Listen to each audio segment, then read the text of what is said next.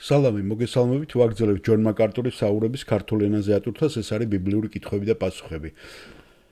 ჩვენ გადავით 54 ნაწილზე და აგრძელებს ჯონ მაკარტური კიდევ ჩამოწერილი კითხვებზე პასუხების გაცემას.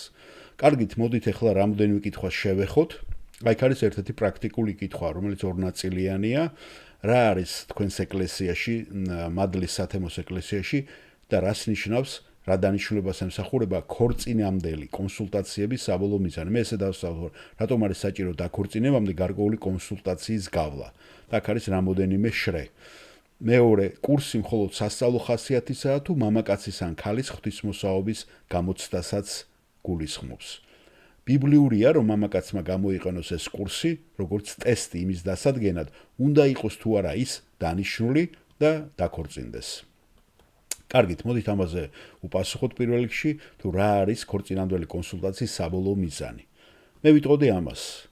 ამას აქვს ორი მიზანი. პირველი, ერთი იქნება სულიერი სიმწიფის, სულიერი ცხოვრების, სულიერი ერთგულების, ჩართული პირების ამ ქორწინებაში, სულიერი მდგომარეობის გარკვევა. მე ვფიქრობ, რომ ძალიან გვაინტერესებს, რომ ადამიანები უფალში დაქორწინებამდენ იყვნენ კარგად გათვითცნობიერებული.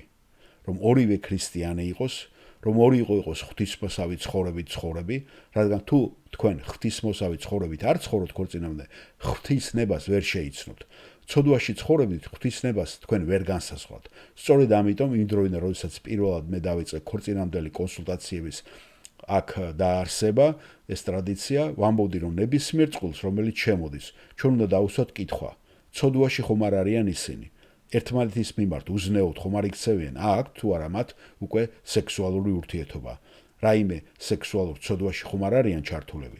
რადგან თუ ეს ასია, ისინი არანაირად იმ მდგომარეობაში ვერ ექნებიან, რომ ღვთისნება გაარჩიონ.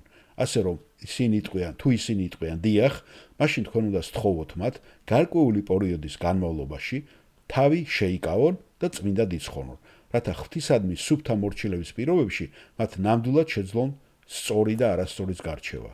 ასე რომ ეს არის ჩართული ადამიანების სულიერ მდგომარეობის დასადგენად, მათთვის დახმარების გასაწევად, იმის გასაგებად, წინასწარ განსაჭვრეტად, თუ რა არის ქორწინება, რა არის ქორწინების არსი, რადგან მე ვფიქრობ, რომ ეს ძალიან არასწორად გაგებულია ჩვენ დროში. თქვენ იცით ხომ, ძალიან ბევრი განქორწინება ხდება, იმიტომ რომ ისინი სექსუალურ ცოდვაში არიან ჩართულები. ჩვენ ყავს ახალგაზრდების მთელი თაობა, რომლებიცაც ნამდვილად არ ესმით ეს, თუ რა არის ქორწინების დანიშნულება. მათ ეს სინამდვილეში არ უნახია და არ გამოუცდიათ, სანამდე ამ ქორწინებაში არ შევნენ, ხო? მაგრამ სექსუალურ ურთიერთობაში უკვე ბევრი ჩვეულებრივად იმყოფება. იცით რომ ჩვენ სამყაროში, ჩვენ დროს ბავშვების უმეტესობა მოდის უკვე ჩვენს ერში განქორწინებული ოჯახებიდან, ანუ ერთეული, მიტოვებული ოჯახებიდან. ასე რომ მათ არ ექნება სიცოცხლის უნარიანი და ღვთისმოსავი მოდელი.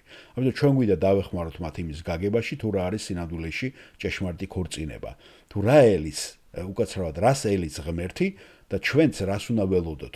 და ჩვენ გვინდა ვასწავლოთ მათ თუ როგორ შექმნან ქორწინების ისეთი კარგი კავშირი, როგორიც უფალს სურს და როგორიც მათ ნამდვილად გაუხარდებათ მერე.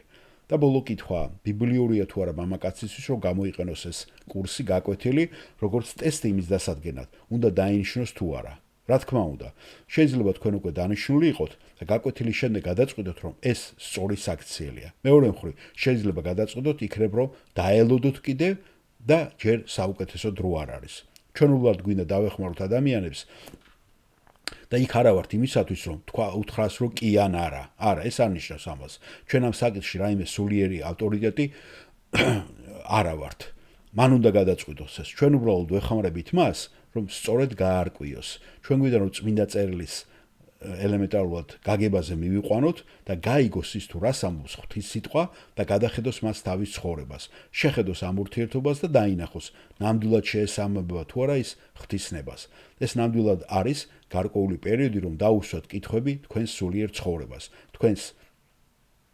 თქვენს შეგნებას, თქვენს გაგებას ბიბლიაზე, იმასთან დაკავშირებით არის თუ არა ეს ნამდვილი ღვთისნება თქვენი ცხოვრებისათვის. სწორედ ამიტომ ვაკეთებთ ამ კონსულტაციას. საქმე არ არის მხოლოდ იმაში, რომ თქვენ უნდა დაგეხმაროთ, რომ ბიუჯეტი გაარკვიოთ, ან გაარკვიოთ ხარჯები, და როგორ დაარწმუნოთ თქვენი ცოლი რომ ის ბედნიერი იქნება? არა. და გარკვეული რაღაცა ეს ამას ჩვეულებრივად სხვა ადამიანებიც აკეთებენ. ეს რაღაცა თანაგრძნობის ურთიერთობას არ ექვემდებარება ერთმანეთში ურთიერთობის გარკვევა. არა, პირველ რიგში თქვენ უნდა გაარკვევთ ეს, რასაც თქვენ ნაბიჯს გადადგავთ. ეს ღვთისნებიდან მოდის თუ არა და როგორ შეიძლება რომ თქვენ ამას მერე უპასუხოთ. საქმე სულიერი მდგომარეობის რეალურ შესწავლას ეხება, რადგან სწორედ ეს ქმნის ხანგრძლივ ჭეშმარიტ მყარ ქორწინების ურთიერთობას.